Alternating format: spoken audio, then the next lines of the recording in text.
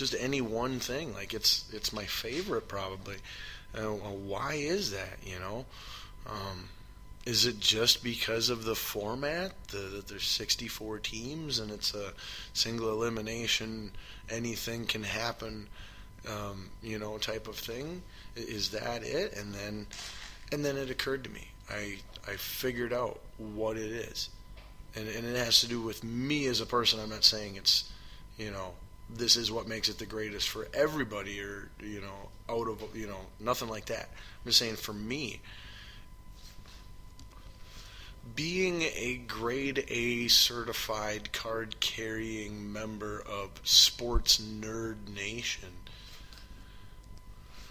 I enjoy nothing more than analyzing information and formulating an opinion and a prognostication and seeing how that plays out and things like that. I love that nerd element of sports, the predicting and whatnot. And there is nothing better.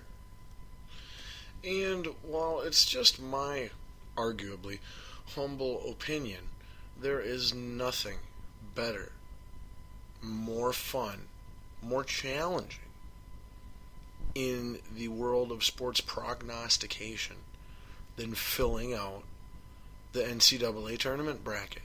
It's the best thing the only thing in that you could maybe compare to being as good as that is fantasy football, but I don't know, something about I don't know. In my opinion, like I said, it's the holy grail of sports prognosticating, the NCAA tournament bracket, and so based off around that is what I'm most fired up about the NCAA tournament, because around this time last year, or well by this time last year, I think it was like 3 games into the tournament, my bracket was pretty busted up wide open, and it was just not looking very good.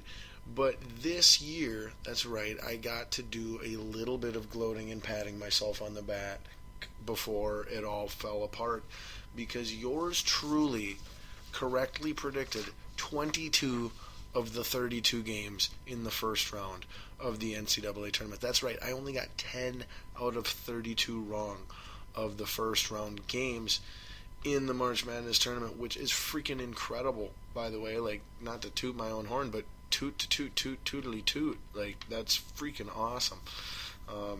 So let's go over the 10 that I got wrong here. Otherwise, you'll know that, from listening to last week's show, that you know who I picked, so you should have them right. But anyway, the first one I got wrong, and I knew I did kind of get this right, though. I predicted that one of the play-in winning 11 seeds would win their first round game. I was just hoping it wouldn't be Wichita State, because I had Arizona, their first round opponent, advancing all the way to the Elite Eight. But alas, Wichita State knocked them out in the first round. So there was a big one for me gone in round one. Hurt my overall score. But that was, let's see, was that really... Wow, that was the only game of the 8 first-round games in the South region. That was the only one I got wrong. Pretty freaking good. Then in the West region, let's see, I got the St. Joseph-Cincinnati game wrong. St. Joseph ended up winning that one. I knew that one was a coin flip, though. Another one I got wrong was Baylor losing to Yale. That was a 5 versus 12 seed matchup. Didn't see that one coming. Yale, I thought, was one of the worst teams on paper in the tournament. But Baylor just didn't come to play that night, and that happens in the tournament from time to time. Let's see, the other one I got wrong. Oh, Texas A&M was able to beat Green Bay. I was hoping for the upset there. Other than that, let's see, those were the only 1, 2, so I got 3 wrong in the West in the first round, 1 wrong in the South. Then moving over to the East, first rounders, I did end up getting the USC Providence game wrong. Again, I said that was a coin flip. I ultimately changed my mind after picking Providence to USC. Providence won. I want to say it was a really, really close game, though, I think. Like a 1-pointer even. But so I got that one wrong. Providence ended up winning. Notre Dame versus Michigan Tulsa, that was the play-in 11 seed I picked to win.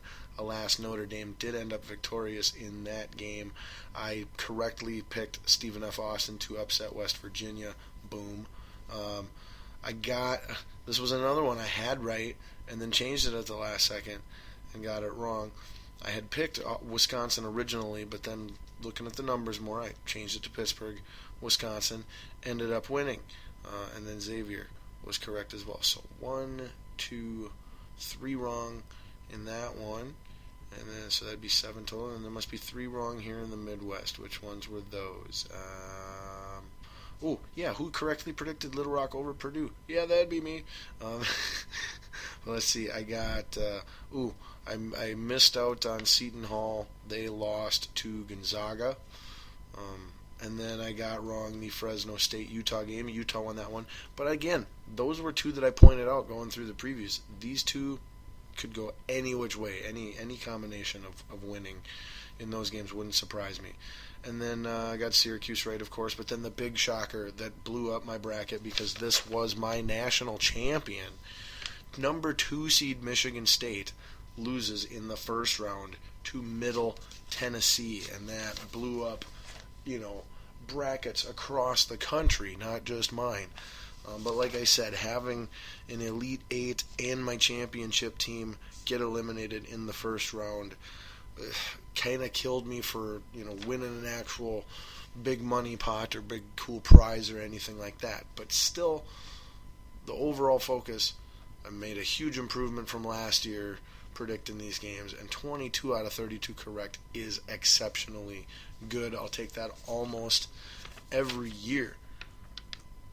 And I was thinking about that, and I was like, well, was it just a more predictable year or whatever? It's like, I think the reason that I've got so much better at it from last year to this year is because from doing this show. Doing this show has made me a smarter, more well-rounded, better sports fan. And I think because of that, that's a huge reason in my personal improvements in my bracket predictions.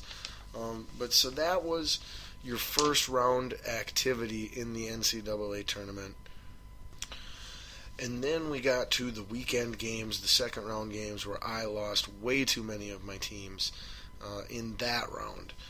But, I'll be okay. Don't worry about it. But I had Kansas defeating UConn.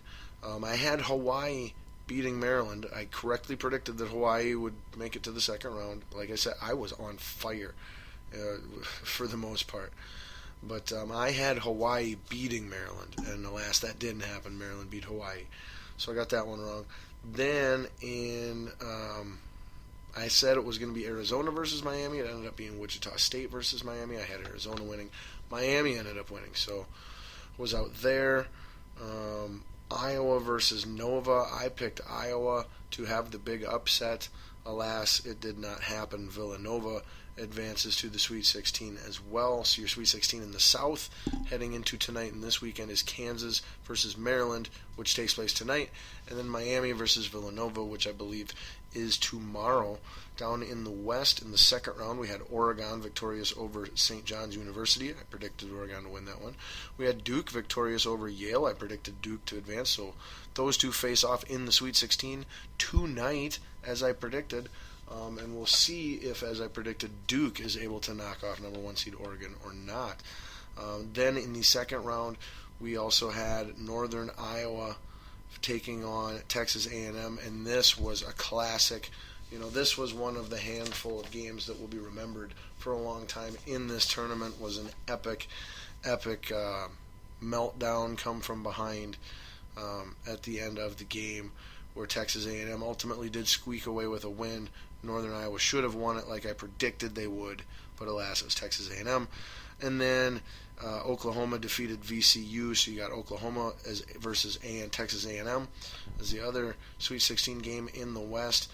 And the thing that stands out about those 4 teams is they are the 1, 2, 3, and 4 seeds in that conference, all advancing to the Sweet 16. Then over in the East, in the second round, we had UNC defeating Providence. They advanced as I predicted.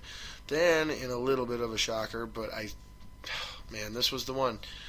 5 to 10 minutes before the Indiana versus Kentucky game started, I got this feeling, and I got this thought, and I went, I just was so on the Kentucky bandwagon that I did not take the time to actually view this matchup. And I know that Indiana's a really good team, and I know that Kentucky is their own worst enemy this year and inconsistent. And boy, I got a bad feeling now that Indiana's going to win this, and that I should have seen it coming had I looked, but my own negligence prevented that from happening, and alas, Indiana did win, so they will play North Carolina in the Sweet 16. And then also we had Notre Dame. This was the other really memorable game. Notre Dame comes from behind, wins by 1 at the buzzer on a tip-in, in a game that they had no business winning this game whatsoever. They beat Stephen F. Austin, and I had Stephen F. Austin advancing to the Sweet 16. So I was so bummed when Northern Iowa 11 seed and Stephen F. Austin, a 14 seed, were both in position to win their games within a minute to go of the game, and they both just pooped the bed, piddled down their own legs, and threw it away. Ugh, broke my brackets, broke my heart.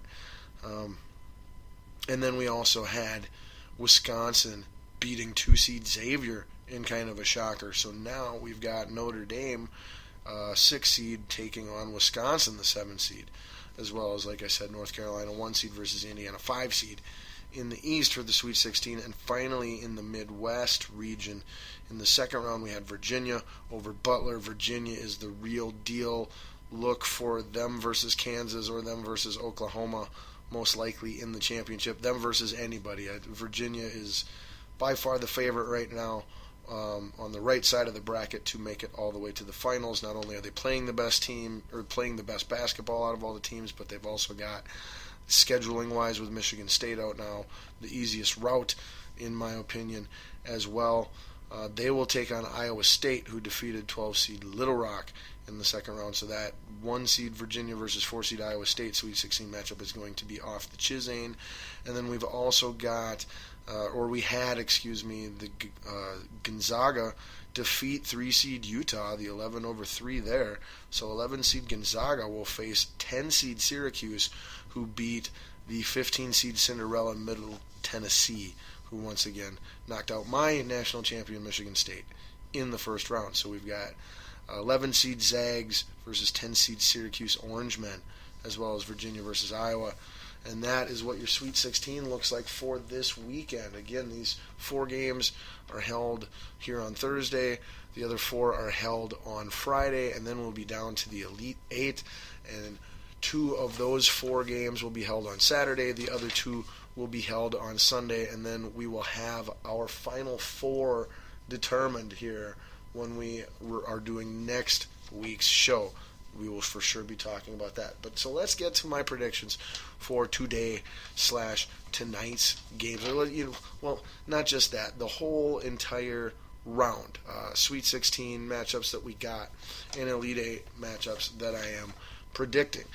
First off, Kansas versus Maryland tonight. This is a potential, a mild upset watch for Maryland. They are capable of beating this Kansas team, and Kansas is capable of losing to this Maryland team.